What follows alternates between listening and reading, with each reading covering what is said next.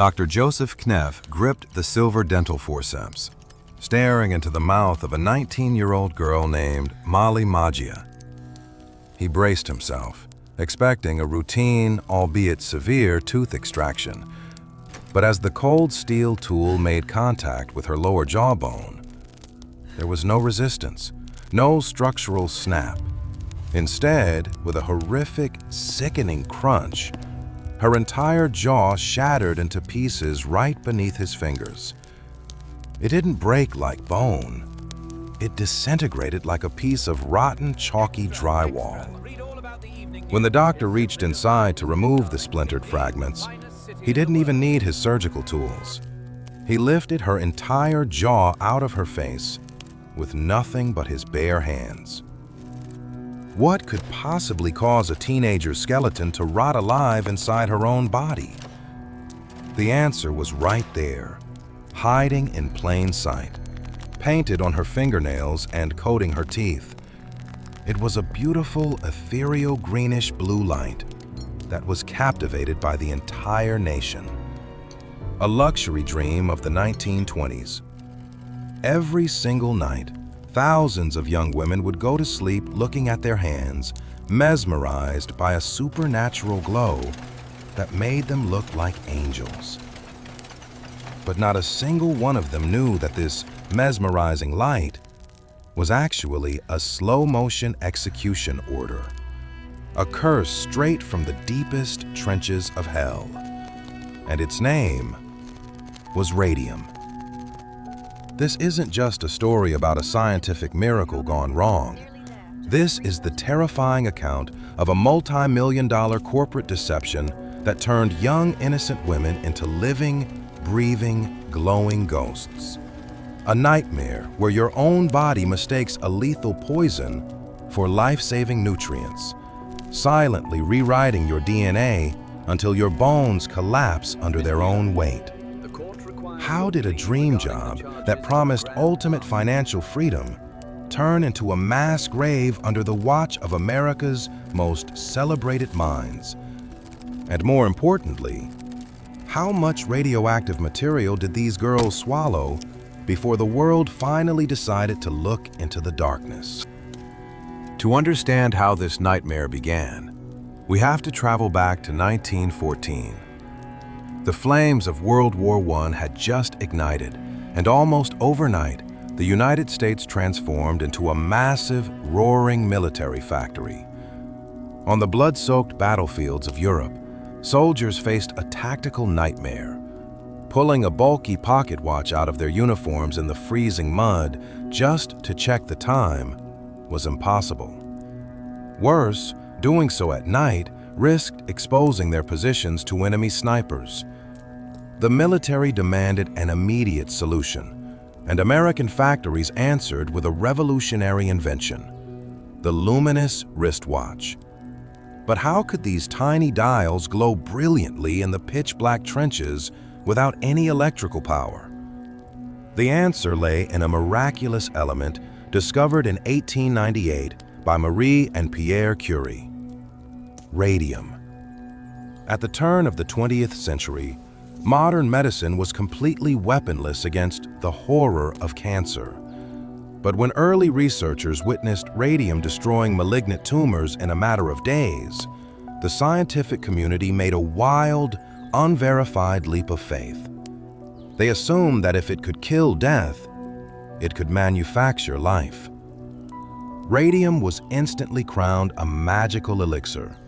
The American press worshipped it, claiming it could restore youth, cure blindness, and reverse aging. It was liquid sunshine. This national hysteria reached a boiling point during the wartime rush. In 1915, two American doctors capitalized on the craze by founding the United States Radium Corporation. They invented a secret, proprietary formula, mixing raw radium with zinc sulfide and an adhesive liquid. The result was a thick, pale greenish glowing paste. They registered this dark miracle under the brand name Undark, and with millions of military contracts locked in, the production of death watches began. In the breezy spring of 1917, a 14-year-old girl named Catherine Donahue stepped through the heavy wooden doors of the New Jersey watch factory. Her family had fled Germany years ago to escape the horrors of war, chasing the legendary American dream of prosperity. Catherine had always dreamed of becoming a famous creative writer, but harsh economic reality forced her to abandon her books and join her mother on the factory floor. Soon, she met her coworkers, who quickly became her closest friends. Grace Fryer, an intelligent 18-year-old who viewed her work as a patriotic duty, the Maggia sisters, 21-year-old Albina and 19-year-old Molly, and May Cubberly, whose bright smile always lit up the dark, dusty studio. To these young immigrant women, this factory wasn't a prison. It was an absolute paradise. Painting radium watch dials paid an astronomical salary, making it one of the highest-paying jobs for women in the entire United States. The work seemed simple, delicate, and almost artistic. They used fine camel hair brushes to meticulously trace the tiny numbers on the watch faces. However, a frustrating technical problem arose. After just a few strokes, the delicate bristles of the brushes would fray, losing the razor-sharp precision required for the miniature numbers. To solve this, the factory supervisors taught the girls a specific, mandatory technique called lip pointing. They were explicitly instructed to place the brush between their lips, use their tongues to swirl the bristles into a sharp point, dip it into the glowing radioactive paint, and press it onto the glass. Lip, dip, paint. This simple, hypnotic routine was repeated hundreds of times every single day. Every time their lips touched the brush, a microscopic dose of pure toxic radium was swallowed directly into their bodies. They were literally eating a lethal poison, one beautiful brushstroke at a time. By 1918, a bizarre paranormal phenomenon began spreading among the factory girls. After a long shift in the dark studio, they would look into the mirror and gasp. Their skin, hair, and even their clothes were glowing with a radiant, supernatural green light. Instead of being terrified, the young women initially embraced it as a beautiful perk of the job. They wore their finest party dresses to work so they would glow at the dance halls. Some even painted the radioactive mixture onto their teeth to stun their boyfriends with a radiant, luminous smile in the dark. But the fairy tale was short-lived. The invisible monster inside them was already waking up. Suddenly, 15-year-old Catherine noticed a terrifying outbreak of severe acne bursting across her face.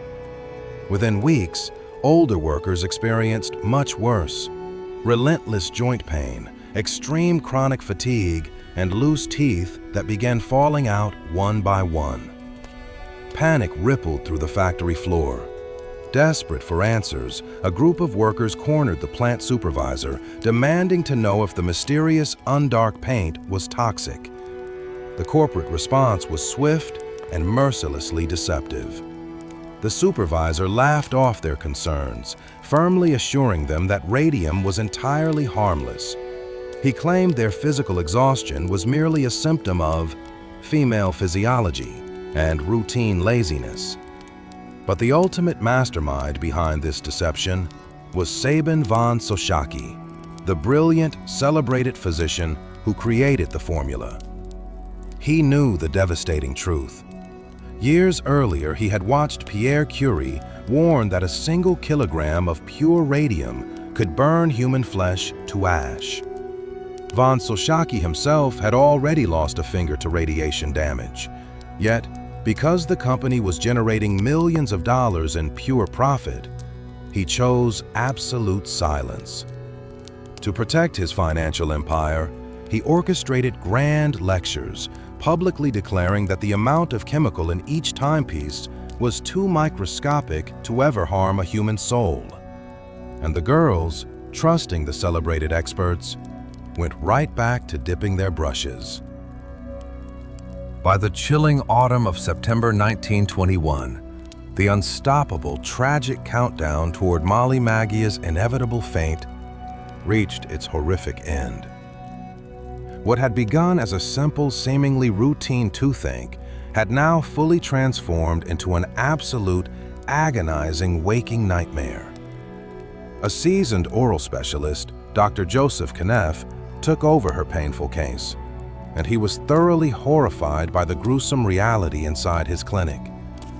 Molly's entire lower jawbone, parts of her upper palate, and even the delicate, fragile structures of her inner ears had completely disintegrated into a black, foul-smelling mass of hoary, infected tissue.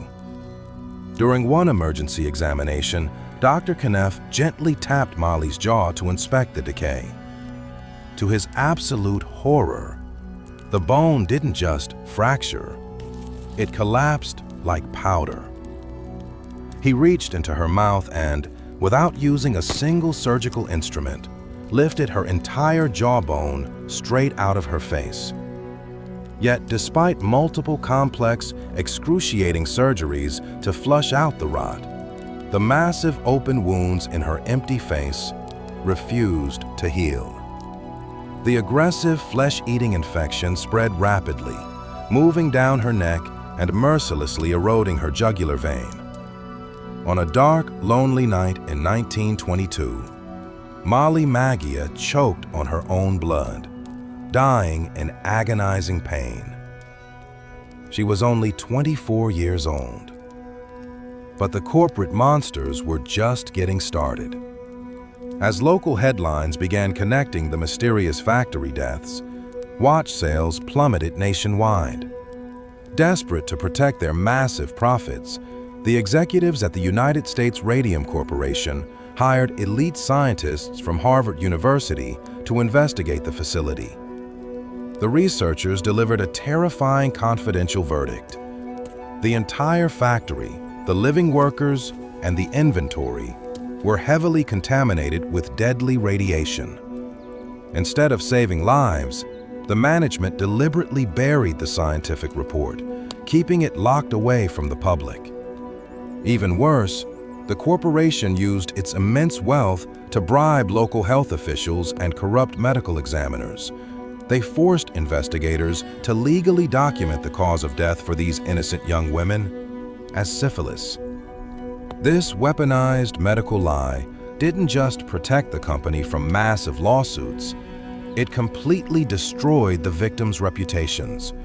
It branded these dying, impoverished immigrant girls as morally loose outcasts, forcing them to suffer in profound shame while their own families and communities turned away from them in utter disgust.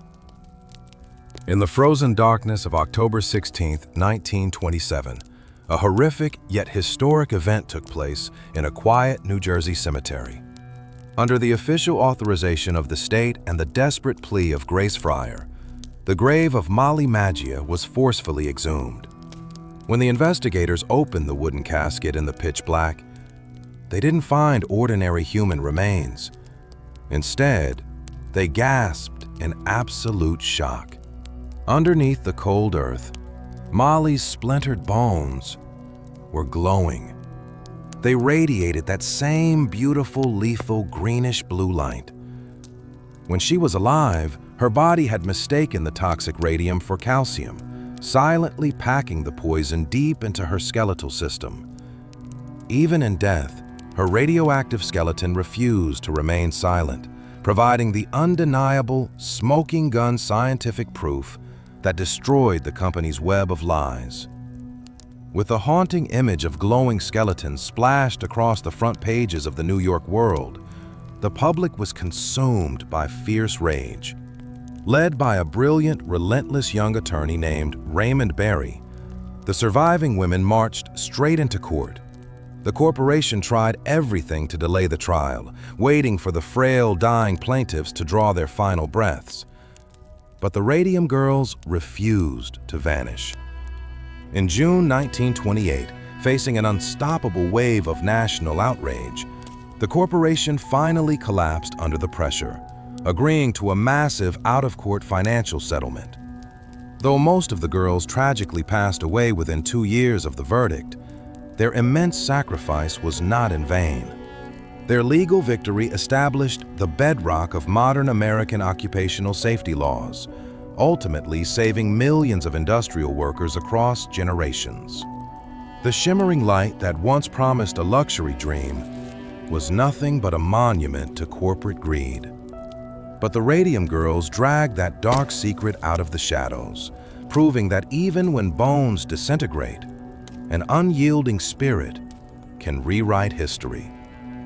If these brave women hadn't stood up against a multi-million-dollar empire while facing their own graves, how many more innocent lives would have been consumed by the darkness?